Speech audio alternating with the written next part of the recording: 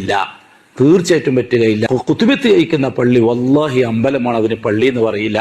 അമ്പലത്തിൽ കയറിയിട്ട് നിസ്കരിക്കുന്നതിന് തുല്യമാണ് കുത്തുബത്ത് കഴിക്കുന്ന പള്ളി കയറിയിട്ട് നിസ്കരിക്കുന്നത്. പള്ളി ഒരിക്കലും അമ്പലാവൂല.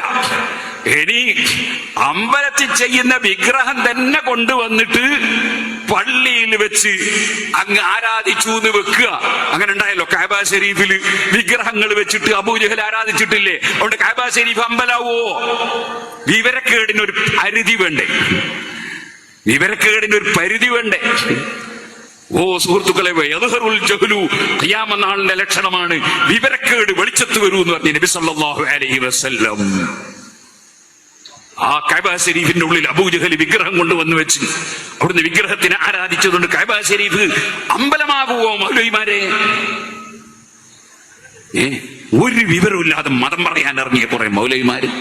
ലാ ഇലാഹ ഇല്ലല്ലാഹു മുഹമ്മദുർ റസൂലുള്ളാഹ്, അതാ തൗഹീദ്. അതിനെതിരായ വിശ്വാസമാണ് ശിർക്ക്.